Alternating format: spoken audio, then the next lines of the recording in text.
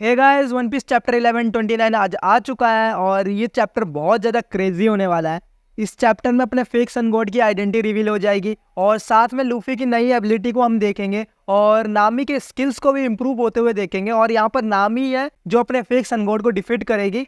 तो बिना किसी देरी के ना इस वीडियो को भी स्टार्ट करते हैं। चैप्टर की स्टार्टिंग वहीं से होती है जहाँ से अपना पिछला चैप्टर खत्म हुआ था और चैप्टर की स्टार्टिंग में देखते हैं जो नॉर्मल जायंट्स थे केज के अंदर, वो सन गॉड को शांत होने के लिए बोल रहे थे और कह रहे थे क्रैक्स के अंदर से फ्लेम भी दिखाई दे रही है और ये स्काई भी फॉल हो रहा है। मतलब सन गॉड के टेम्पल के अंदर आग लग चुकी होती है अपने लूफी और स्ट्रॉयड्स के कारण।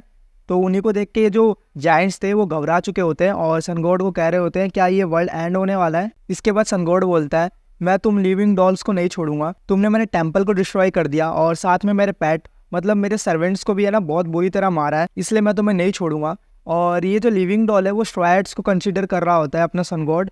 और फिर हम स्ट्रॉयड्स को देखते हैं जिसमें से नामी बोलती है ये सन गॉड कितना ज़्यादा स्कैरी है और चॉपर ये सुन के बोलता है कि ये डीमन लग रहा है गॉड से ज़्यादा। और फिर उसब बोलता है ये टाउन का हिलना नॉर्मल है, मतलब वो जाइंट कैट के ऊपर बैठे हुए होते हैं और जो जाइंट कैट है वो भाग रही होती है जिसके कारण है ना ये जो टाउन है हिलने लगता है क्योंकि कैट का साइज बहुत ज़्यादा बड़ा होता है और ये टाउन लेगो पीसेस से बने हुए होते हैं इसीलिए। और साथ में इनके पीछे सन गॉड भी पड़ा हुआ था। फिर हम लूफी को देखते हैं जो यहाँ पर काफ़ी ज़्यादा एक्साइटेड होता है और बोलता है मतलब ये सब सही में लेगो पीसेस से बने हुए हैं। इसके बाद हम स्कत को देखते हैं मतलब जाइंट कैट को जिसके ऊपर अपने स्ट्रॉयड्स बैठे हुए थे और वो ना भाग रहा था अपने स्ट्रॉयड्स को बैठाकर, जिसके कारण है ना पूरा टाउन हिल रहा था और टाउन के जो मतलब बिल्डिंग्स थे वो सब है ना डिस्ट्रॉय हो रहे थे। जिसको देख के अपना स्ट्रॉयड बोलता है सन गॉड को इस चीज़ को बनाने के लिए बहुत ज़्यादा टाइम लगा होगा और उसकी ये मेहनत है, तो हम इस चीज़ का ध्यान रखते हैं कि ना हम इसको कम डिस्ट्रॉय करते हुए भागते हैं।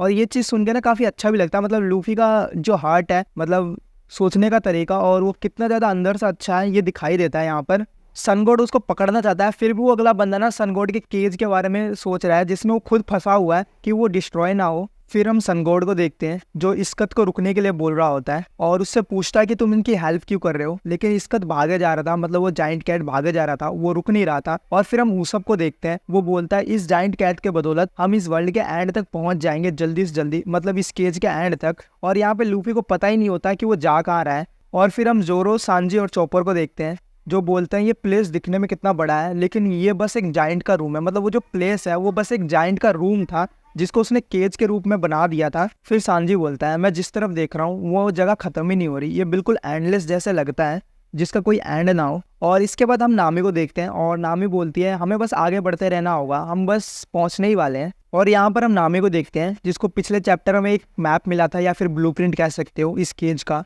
उसको वो पूरा का पूरा मेमोराइज कर लेती है और उसके बाद वो फेंक देती है, जिसको देख के उसब शौक हो जाता है और उससे पूछता है कि तुमने इसे क्यों फेंका। तो नामी बोलती है मैंने इसको पूरा का पूरा मेमोराइज कर लिया है और ये मुझे पूरा का पूरा याद है। और फिर वो बताती है हमने ऑलरेडी जाइंट के रूम को क्रॉस कर लिया है और हम टाउन के मिड में हैं और हमारे सामने जो ग्रेट ट्री है उसके पीछे ही हमारा मिरर है जिसको हमें ब्रेक करना है और उसके बाद वॉल को ब्रेक करके हमें बाहर निकलना है। ये देख के हमें यहाँ पे पता ही चल जाता है कि नामी कितनी ज़्यादा स्किल्ड है अपने नेविगेशन में कि उस बंदी ने ना मैप को एक ही बार में मेमोराइज कर लिया। और यहाँ पर हमें उस सब को कुछ पता नहीं है कि वो बंदा कर क्या रहा है, उसके पावर्स कब अनलॉक होंगे और वो कब एक्शन में आएगा। जब देखो वो बंदा बस भागता ही रहता है, उसके बारे में ऐसा लगता है कि सीरीज में कुछ लिखा ही नहीं है रोने के अलावा और भागने के अलावा। तो देखते हैं भाई उस सब के बारे में कब लिखा जाएगा। और अब स्टोरी में आगे बढ़ते हैं। हम सन गॉड को देखते हैं जो उस ब्लूप्रिंट को देख के बोलता है अगर तुम इस ब्लूप्रिंट पे बिलीव कर रहे हो तो तुम बहुत ज़्यादा गलत हो, क्योंकि ये जो रूम है वो एक जाइंट डिटेंशन सेंटर है और इसको ऐसे बनाया गया है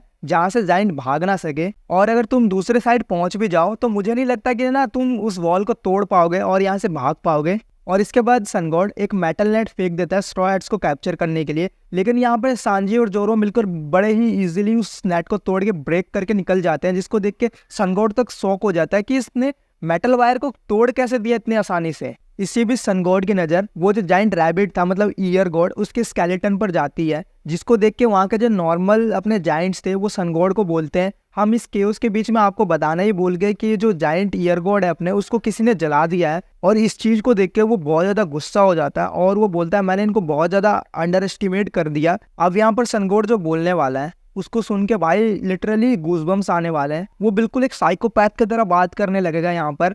भाई जिसको देख के ना रोंगटे खड़े होने वाले हैं। वो बंदा बोलता है मैंने ना इनको अंडर एस्टिमेट करके ना गलती कर दी, और ये बंदे यहाँ पर हिस्ट्री क्रिएट कर रहे हैं, हिस्ट्री बना रहे हैं। मतलब उसने एक केज बना रखा था, उसके अंदर उसने अभी तक जितने भी बंदे रख रखे थे ना, उनको कुछ पता ही नहीं चल रहा था। वो बंदे बस अपना काम कर रहे थे रोज, ठीक है, और ये उनको ना बाहर से देख रहा था, अपने गुलामों की तरह यूज कर रहा था उसे और मजे कर रहा था। और जब से उसने स्ट्रॉयड्स को उस केस के अंदर डाला है ना, उन्होंने भाई वहां पे तबाही मचा दी है। उनके जो लेगो किंगडम है उनको तोड़ फोड़ दिया भाई, उनके एक जाइंट रैबिट को मार दिया, उसके टेम्पल को डिस्ट्रॉय कर दिया, उसके जो पैट थे, सर्वेंट थे, उनकी वाट लगा दी। और ये देख के ना वो बोलता है मेरे डॉल्स की ब्यूटी ये है, और ये जो छोटा सा केज है उसका मैं राजा हूँ और ये मेरा है। भाई ये चीज सुनकर ना इतना ज्यादा मजा आ जाता, मतलब यार अलग ही वाइब आती है ये सुन के, अलग ही क्रेजीनेस सा आता है। और ये जब एनिमेशन में आएगा भाई, और जब एनिमेट होगा भाई, क्या ही लगेगा। अब स्टोरी को कंटिन्यू करते हैं। हम यहाँ पर देखते जो वहाँ के नॉर्मल जायंट्स थे, अब यहाँ पर उनको भी पता चल चुका है कि वो एक फेक वर्ल्ड में रहते हैं, और उनको एक पाथ मिल चुका था यहाँ से एस्केप करने का।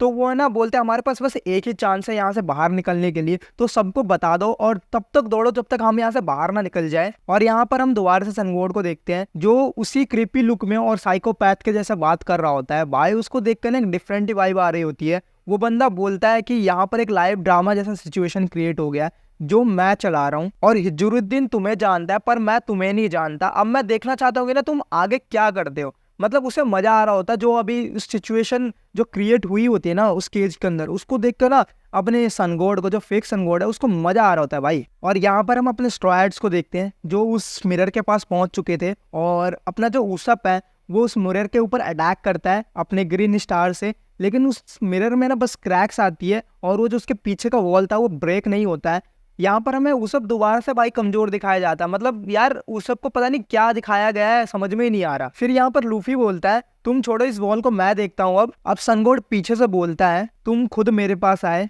लूफी तासो, जोरो तासो, नामी तासो और उसप तासो। ये सुनकर नामी शॉक हो जाती है, और वो बोलती है को कैसे पता हमारे नाम के बारे में। और चॉपर यहाँ पर पूछता है तासो का मीनिंग क्या है, तो मैं तुम्हें तासो का मीनिंग बता देता हूँ। तासो एक जापानीज ओल्ड वर्ड है जिसका मीनिंग हॉर्नोफिक है, और आजकल इसका यूज है ना अपने एनीमे या फिर मांगा के कैरेक्टर्स के लिए किया जाता है। सनगोड ने यहाँ पर स्ट्रॉयड्स के लिए तासो वर्ड का यूज इसलिए करा क्योंकि वो उसके लिविंग डॉल्स थे।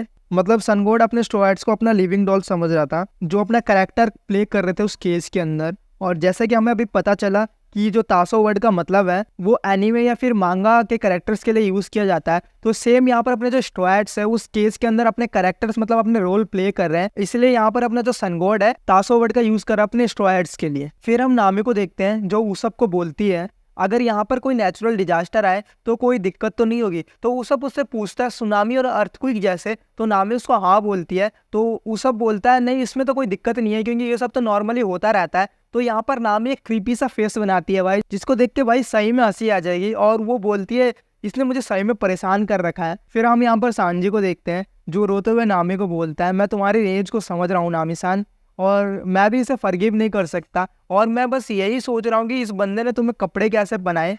और ये तो हमारा वाला मोमेंट ही है कि हम भी देखना चाहते थे कि ये बंदे ने ना मतलब उस जायंट ने नामी को कपड़े कैसे पहनाए। और अब फ्लैशबैक में सीन जाता है और हम मुगिन क्रो को देखते हैं जो कि अपने 1000 सनी को उठाकर फेक सनगोड के पास ले आता है। और यहाँ पे स्ट्रॉयड्स को देख के फेक सनगोड शॉक हो जाता है और बोलता है इनको अपने जायंट्स गाइड कर रहे थे। फिर वो बोलता है कि इनके साथ ऐसा क्या हुआ कि ये सब है ना अनकॉन्शियस हो गए। और यहाँ पर वो थोड़ा सोचता है और वो बोलता है अगर ये बंदे एगेट से आए तो ये पक्का स्लीपिंग मिस्ट एरिया से आए होंगे जिसके कारण ये अनकॉन्शियस हो गए। और ये देख के वो काफी ज्यादा ना एक्साइटेड हो जाता है और बोलता है ये तो बहुत ज्यादा औसम है। और फिर बोलता है हिजरुद्दीन ने तुम्हें ज्वाइन किया था और वो चाहता था कि हम भी तुम्हें ज्वाइन करें। मतलब न्यू जाइंट पायलट की बात कर रहा है ये यहाँ पर। और यहाँ से हमें पता चल जाता है कि जो अपना फेक सनगॉड है वो न्यू जाइंट पायलट का एक मेंबर था और यहाँ पर इसका फेस भी रिवील हो चुका था। और यहाँ पर फेक सनगॉड बोलता है हम एल्बाफ के स्ट्रॉन्गेस्ट वॉरियर हैं और हम इन छोटे मोटे ह्यूमंस को फॉलो नहीं कर सकते। और उसमें प्राइड नहीं था इसलिए उसने फॉलो करा। मतलब यहाँ पर वो हिजरुद्दीन की बात कर रहा है जो अपने जाइंट पायरेट्स का लीडर था। और यहाँ पर हमें है ना पता भी चल जाता है कि इसने अपने प्राइड के कारण अपनी लूफी के ग्रैंड फ्लीट को ज्वाइन नहीं किया था। इसके बाद हम सनगॉड को देखते हैं जो अपने स्ट्रॉयड्स को अपने केस के अंदर ले आता है। और फिर सीन है ना प्रेजेंट में आता है जहाँ पर नामी और ज्यूस मिलकर अपने एक मैसिव थंडरबोल्ट से अपने सनगॉड के ऊपर अटैक करते हैं। और लूफी भी अपने है ना लिटिल गियर फोर्ट को यूज करता है और उस वॉल को ब्रेक करता है और बोलता है वी आर फ्री नाउ। और इस चैप्टर का एंड भी ना यहीं पर हो जाता है। एट द एंड ये चैप्टर बहुत ज़्यादा क्रेजी था, जिसको देख के भाई सच्ची में मज़ा आ गया। अब बस मुझे नेक्स्ट चैप्टर देखना है जो जल्दी से आ जाए। और इस चैप्टर में हमने फेक सनगॉड को देख लिया वो कौन था, और उसकी साइकोपैथ वाली बातें तो भाई जेन्युइन थी भाई, कुछ भी को गूज बम्स दिलाने वाली बातें थी। और साथ में हमने नामी की स्किल्स को देखा जो बहुत ज़्यादा इंप्रूव हो चुका है। और यहाँ पर हमने अपने लूफी को भी देखा जिसने एक नई एबिलिटी सीख ली है, लिटिल गियर 4। इसमें अपने वो पूरे बॉडी को ना यूज़ नहीं करता, अपने बस एक आर्म को यूज़ करता है, मतलब गियर 4 में बदलता है और उसी का यूज़ करता है। और यहाँ पर फिर से हमें उस सब का कुछ नहीं दिखाया गया। उस बंदे ने एक अटैक तो करा लेकिन उससे बस मिरर ही क्रैक हुई भाई, कुछ हुआ ही नहीं। तो देखते हैं भाई नेक्स्ट चैप्टर में क्या होता है क्या नहीं। और अगर आपको वीडियो पसंद आई होगी तो प्लीज़ वीडियो को लाइक करना, शेयर करना और चैनल को सब्सक्राइब करना। Thank you guys.